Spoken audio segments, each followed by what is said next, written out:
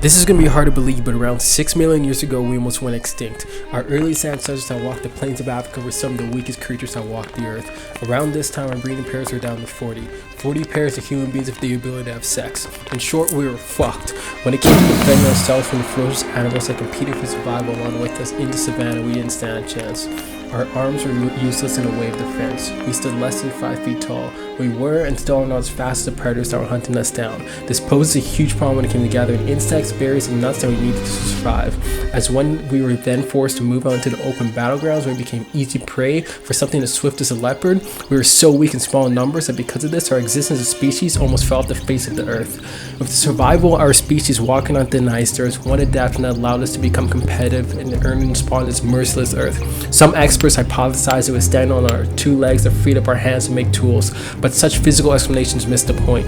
Our dominance, our mastery does not stem from our hands but from our brains. Specifically, how our visual systems was the catalyst for our mind to gain the ability to focus. Thriving in a treetop environment for millions of years, our ancestors' eyes evolved into a full frontal position, giving them binocular stereoscopic vision along with muscle coordination. This system provides the brain a highly accurate, detailed perspective, but it's rather narrow. Most animals that possess this type of vision are generally efficient hunters. Our earliest ancestors had a different use for those eyes, which is speed, seeing, and reacting quickly. Although for so long it was useless in the plains, where survival relied on slow, patient observation of the environment, the human visual system is not built for scan as a cow's is, but for depths of focus. As scan the horizon of this visual system resulted in the mind being overloaded with information, what allowed us to make this transition into this environment and make one of nature's greatest comebacks.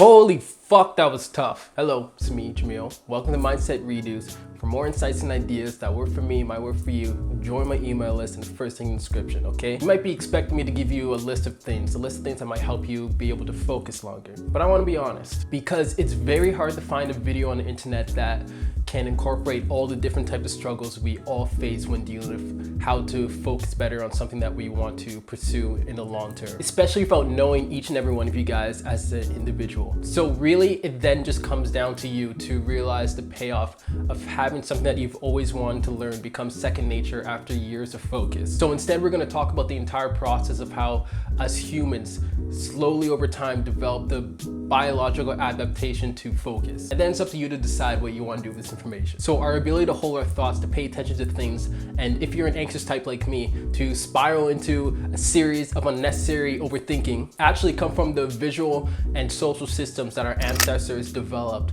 while living in treetops, because their survival is dependent on their intensity of focus. And these systems that they used back then is still the systems that we even use today. So one of the survival techniques that our ancestors used this for was to see far off into the horizon, like off away into the distance, which was used to spot movements of predators even during the dark and give them ample time to plot a safe retreat since they could view them from such a far distance. On top of that, they were able to focus on what was nearest. So the longer our ancestors spent focusing on what was a part of the environment, with their ability to focus on their surroundings, they were actually able to learn a lot on the part of the environment that they were focusing on, which made it so they could point out tiny berries or nuts in bushes that may have been hidden if you were to just kind of look it over, if you were to just have like a short glance at it. And when you're jumping from branch to branch, it helps to know exactly where you're gonna land. The social systems, on the other hand, developed because of how naked and vulnerable we were when we were out in the open on our own, which proved to be especially useful when we first came down from the treetops and moved into the open savanna. Since individually it took each one of them so long to understand just a portion of the environment because the depth of focus that was required to understand just that small part. Sharing among others the part of the environment that they knew about, they could understand much more as a whole. And this is what created cooperation among them, also known as tribes. And among these tribes, this evolved social intelligence as their understanding on how to communicate with each other deepened. They were able to share portions of the environment with each other. And over time, they developed a way to properly communicate this so they didn't say anything rude or mean or whatever, or anything for them to get kicked out of the tribe. And using this newfound social intelligence, they're able to find new ways to contribute to the tribe as well. Just like the natural environment around them, their intelligence only became more sophisticated through deep attention and focus, which then allowed us to transition into thinking inside. We place ourselves inside the minds of others and sort of imagine what they might be thinking. And over time, this thinking inside, this form of empathy, evolved into our ancestors being able to gain the ability to think inside everything around them, everything outside of themselves and also outside the tribe. This meant the emergence of the process on where to get food, where to get the materials to make tools, and also how to make them, where to not get jumped by a leopard. And this is when specialization came into play, as long as they were willing to apply the deep attention and focus that was necessary when studying something. In the 1990s, a group of Italian neuroscientists discovered something in the brain of monkeys that might have been able to explain our ability to imitate and hold a spot inside our minds to think inside others and things as well. And they found that there was a particular motor command of neurons that would not only fire when, let's say, a monkey pulls a lever or holds a banana. Monkeys watching other monkeys do these actions also fire those neurons inside of the brain. These neurons would later be called mirror neurons. And according to the book that I learned this from, Mastery by Robert Greene, it's speculated that these neurons evolved from the social nature of primate life.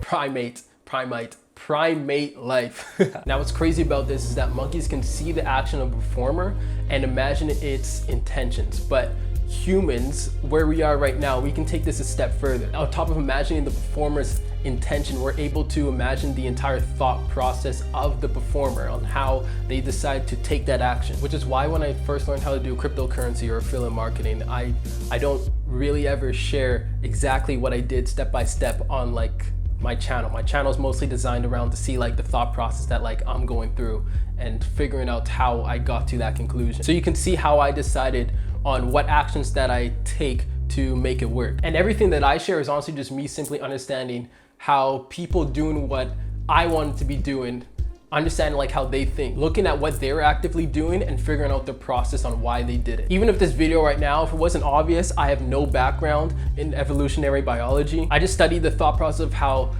authors like Robert Greene and other scientists made these discoveries over time, who by the way got the information that they shared with me from someone else. It's literally a never-ending loop, guys. No idea and no information is original, only discovered and curated. Like this information I'm sharing with you isn't anything new. Like you could do a 5-minute Google search and find a way more in-depth explanation on how focus works, or even sign up for my mailing list. To get to this point, it took me to realize that you don't need to be smart to do anything, or the idea of being smart isn't exactly what we thought that it is. Although to be open enough to learning how to use these mirror neurons that are baked into our brain chemistry to understand how a process is performed or how a process works, and find mastery in your own way. So using the mirror neurons inside your brain, you can actually see the entire thought process of the videos that I make, or how your favorite author writes their books and your go-to musician makes their song. And over time, creating your own thought process for creating what you want and getting to a spot in the life where you've always wanted to get to. This mechanism right here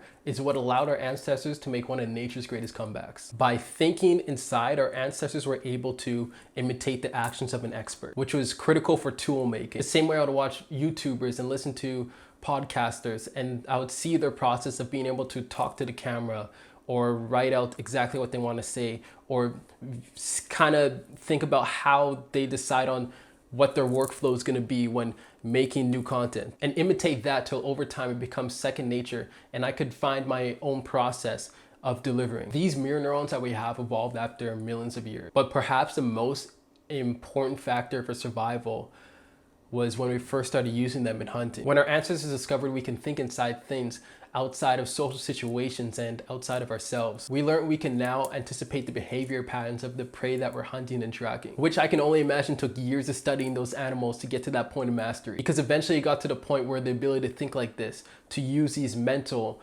and psychological tools in such a way, became an extension of ourselves. Power of the mind can only be unleashed after years of experience.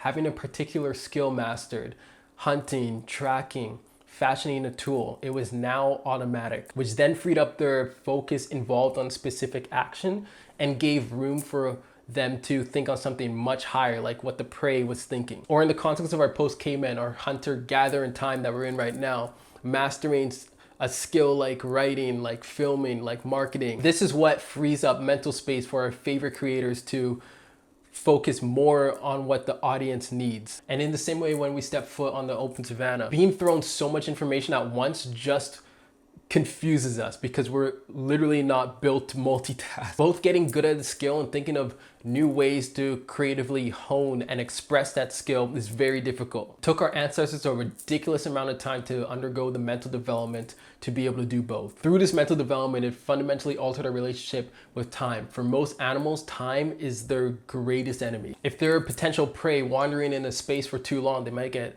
eaten up.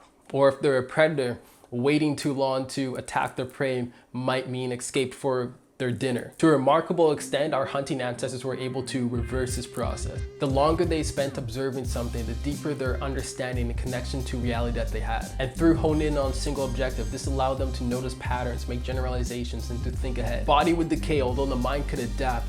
And with these mirror neurons that our ancestors had, they could pass on the knowledge that they had to others. So a new set of people can harness and master those skills even further, and then keep the cycle going until we are where we are today. This is why the person who is able to let go of what they expect from their life in 3 to 5 years and just focus on the skills that will further progress them will always come out on top. Before Kanye was the person that he was right now, he was just some kid in his basement making 3 beats a day for 3 summers straight. His thought process was simple. I want to make music, and to make music that I want to make, I have to practice until making beats becomes second nature. And that will then allow me to still make fire beats while holding a huge space for my audience in mind. It's a lot easier said than done because there's always going to be that stretch where you literally don't even see any progress that you're making for so fucking long. Although even during those times, he still made another 3 beats a day until he was able to make banger after banger after banger. Or think about John Lennon's legendary songwriting skills. Like that guy,